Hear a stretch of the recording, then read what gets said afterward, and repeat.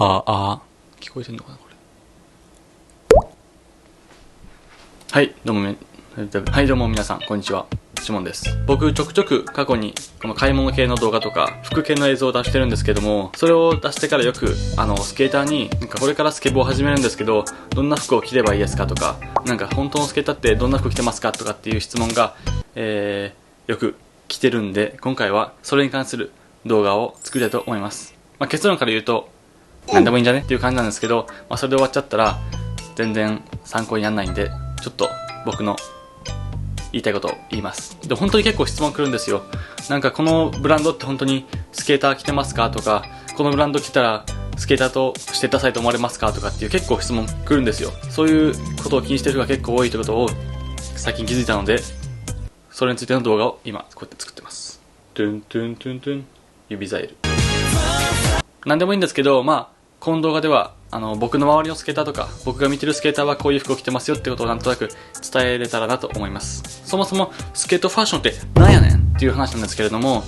スケートファッションっていうのは、このストリートファッションっていう大きいジャンルの中の、スケボーをやってる人が着てるスケートファッションだから、スケートファッションとストリートファッションっていうよりはストリートファッションの中にスケートファッションがあるっていう感じです。でこのストリートファッションっていうのは本当に若い子を中心に本当にすごい人気で、外を見ればね、みんなストリートファッションっていう感じの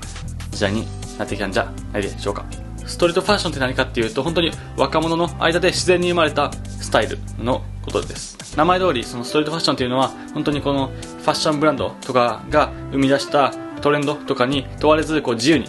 できていったスタイルがストリートスタイルです。自然発生的にできたファッションなんじゃないでしょうか。で自然にこの緩い感じで生まれたファッションなんで、結構ね服装もダボっとしたりルーズラフで動きやすいファッションが、多いと思います。最近ではねいろんなタイプがありますけど、もともとはヒッピーみたいな感じのこの緩い感じのファッションで、そういうファッション業界のこのモードに対抗しているようなファッションかなって思います。でこのストリートカルチャーとかストリートウェアっていうのは、1970年ぐらいに、それこそスケボーとかヒップホップとか音楽とか、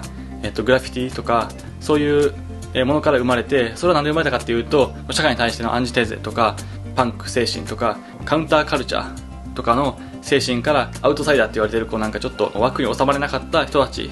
の集まりから生まれた自由なファッションになってます。でこれがこの大きいストリートウェアの始まりです。で海外のこの ESPN の記事によると、特にこの中でもスケートウェアっていうのは1990年頃ぐらいにすごい盛り上がっていきました。それがちょうどストゥーシーとかシュプリームとかが、ニューヨークとかカリフォルニアの方で、すごい、盛り上がって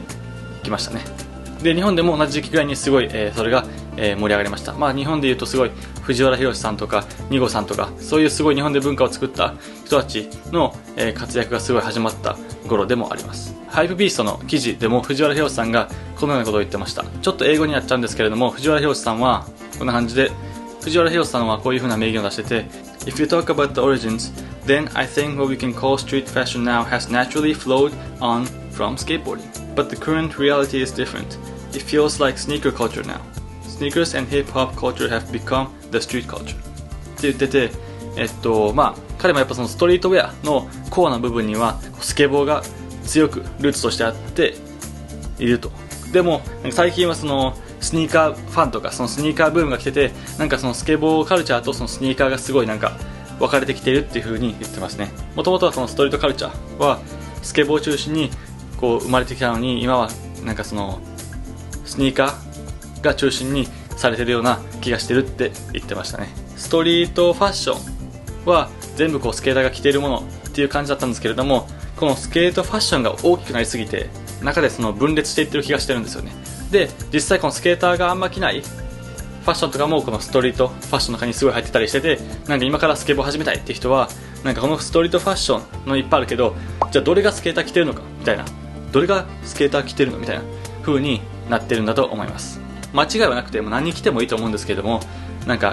僕がよく見るスケートが着てるブランドをいくつか紹介したいと思います。まず本当のスケーターがスケボーするときに着る服どうなるかっていうと、本当にいろんなスタイルがあるんですけれども、基本メジャーなのはそのブカブカとかそのワイドパンツとかそういうワイド T シャツとかその動きやすい服ですね。もちろん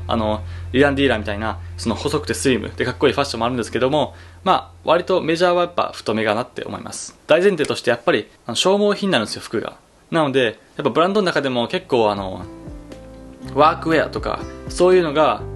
選ばれてるような気がしてます。まあ古着とかね。なんでまあ僕の周りのスケーターはいつもやっぱ古着行ってパンツ探したり、古着行って上探したり、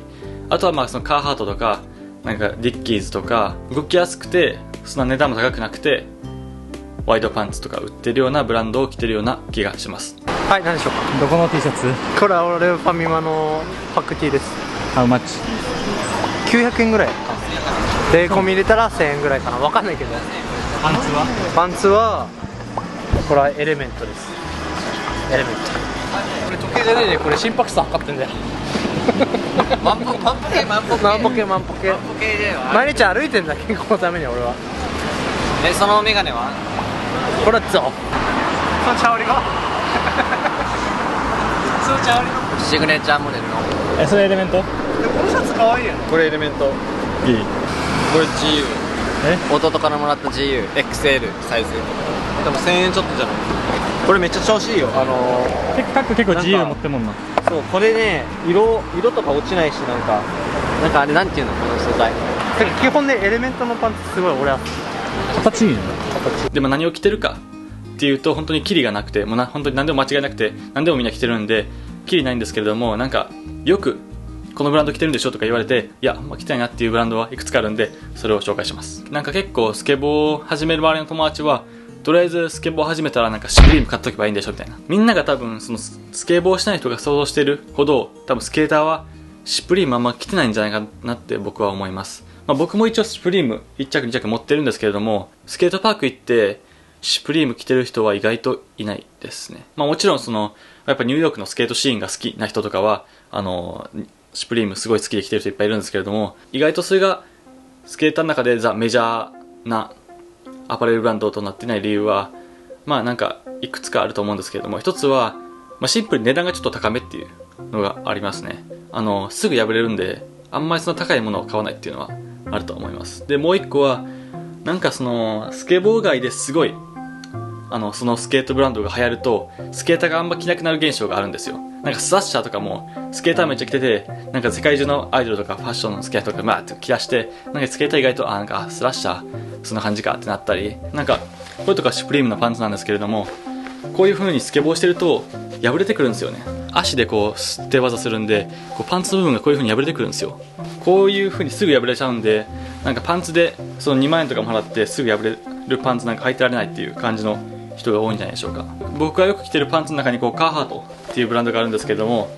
カーハートとかも形が好きで着てるんですけど、カーハートのやつもねやっぱりこういう風にまあちょっと分かりにくいですけど破れてきちゃうんですよ。こういう風に消耗するので、なんか割と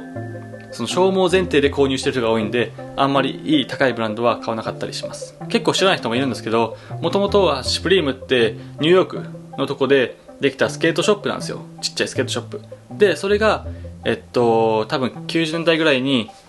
確か LA のフェアファックスっていう、まあ、日本でいう原宿みたいなとこにもう一個増えて、でそこからすごい人気になっていって今のブランドがあるわけですね。なので基本シュプリームのショップに行くとスケボーの板とかトラックも売ってるんですよ。だから結構友達になんかシュプリームとか買えばいいんでしょみたいな、シュプリームのデッキとかいいんでしょみたいな言われるんですけど、なんかスケボーブランドだとあんまりシュプリームのデッキとかなんかそんなおすすめしないかなって思います。あれはもともとスケートショップなんですけど、シュプリームのデッキとかトラックとかあんま使ってる人はいないんじゃないかなって思います。カーハート1800年代にできた、まあもともとはその本当に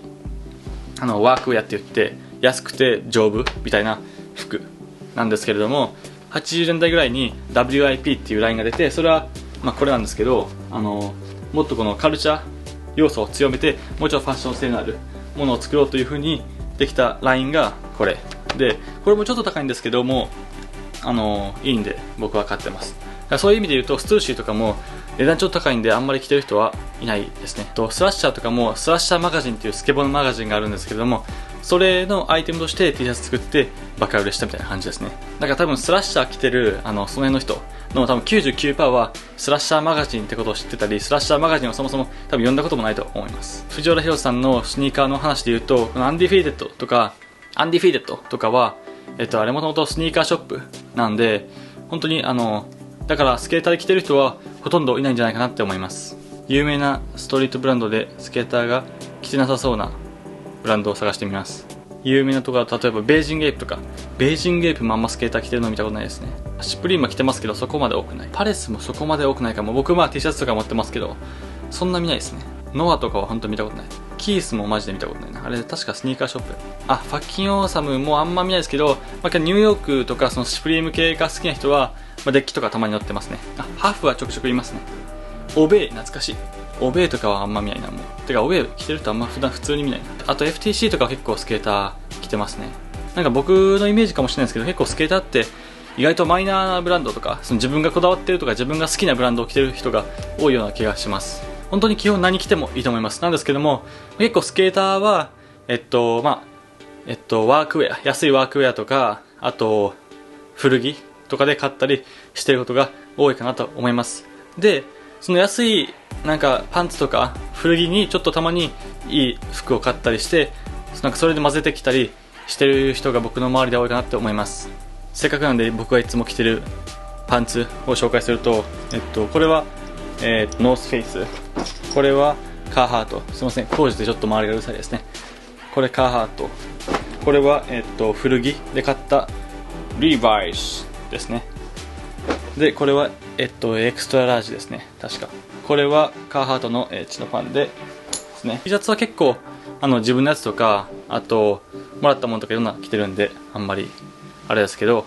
パンツは結構こういうの着てます。なんでこの動画で言いたかったのは、意外とねそのシュプリームとかそういうなんかみんなが思うスケートウェアとかストリートブランドは意外とスケーターが着てないっていう内容でした。自分がね好きなブランドを自由に着ればいいんじゃないかなと思います。あとは自分が好きなスケーターとかが着ているブランドを見つけて買ったり、好きなスケーターがサポートされているブランドのアパレルを買ったりすればいいんじゃないかなと思います。でもやっぱりこういうストリートカルチャーが及ぼしている影響はすごくて、これまでその真反対にいたこのラグジュアリー系の例えばルイ・ヴィトンとかグッチとかもうすごいスケボー文化を取り入れたり、スケボー文化とかスケボーブランドとコラボしたり、してますね。スケボーカルチャー取り入れたりスケボーブランドとコラボしたりもしてます。ストリート文化がいかにそのファッション業界に影響を及ぼしているかっていうのがすごい見れてるのかなって思います。そう考えるとストリートカルチャーとかスケボーカルチャーが及ぼしている影響力が本当にすごいですよねっていう感じでね、いろんな結構ちょっと路線で話しちゃったんですけど、今回はストリートカルチャーとスケートカルチャー、スケートファッションとストリートファッションについて話してみました。もしなんかね少しでも参考になれば声かコメントとあと登録お願いします。あとみんなが好きなブランドとかコメントとかで教えてもらえると楽しく読ませてもらってます。僕ねオンラインサロンとかやってるんでそれもぜひチェックお願いします。では皆さんまた来週会いましょう。バイ。工場音がうるさくてすいません。ポイアポイアポイアポイポイポイ